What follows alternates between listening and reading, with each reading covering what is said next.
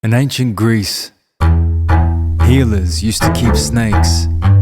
They let them live beneath the beds of the sick, because they believed that snakes represented change, renewal, and healing.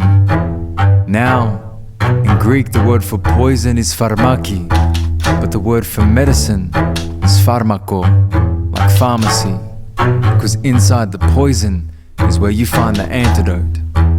And they say live by the sword, die by the sword. But the word sword has the word word in it, because our words can be the antidote.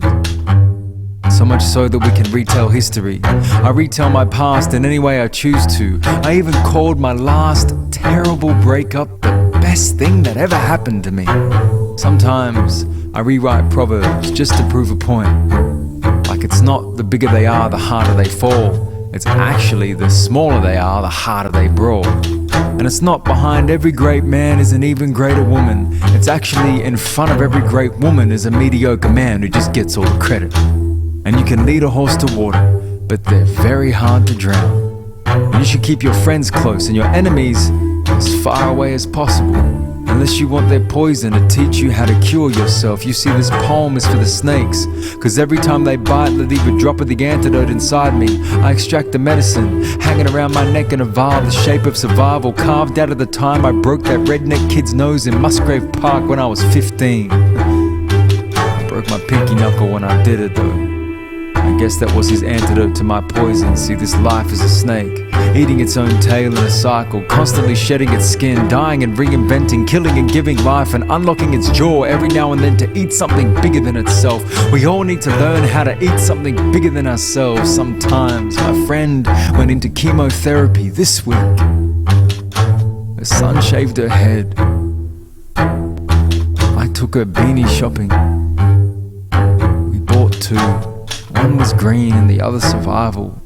Afterwards we had dinner and she asked me all about my problems. I spoke so much about myself the cancer almost disappeared. Jack, she calls it, is a blind date with a parasite who couldn't finish his own meal.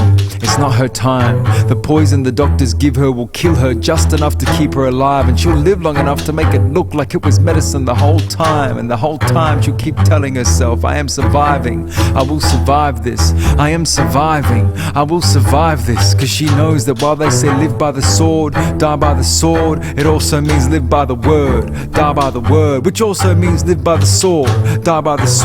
Cause little did you know that your tongue is the Excalibur stuck in the rock of your mouth. Most of us spend our whole lives trying to pull it out, learn how to use it properly, try not to swallow it by mistake, but still carve a name for ourselves inside of ourselves. That's why we need to keep speaking our truths, like give a man a fish and he'll eat for a day.